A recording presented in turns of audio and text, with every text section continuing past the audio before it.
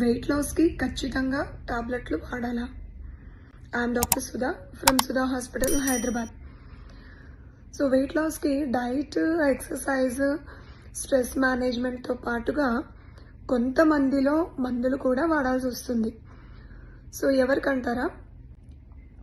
So ఎవరైతే BMI 27 కంటే ఎక్కువగా ఉండి వీళ్ళకి ఈ వెయిట్ వల్ల సమస్యలు ఎదురవుతున్నాయో, అంటే హార్ట్ మీద లోడ్ పెరగడం కానీ, జాయింట్స్ మీద లోడ్ పెరగడం కానీ, ఇంకా వేరే ఇన్ఫర్టిలిటీ కానీ, అలా ఈ వెయిట్ వల్ల వచ్చే సమస్యలను ఎదుర్కొంటున్నారు వాళ్ళు.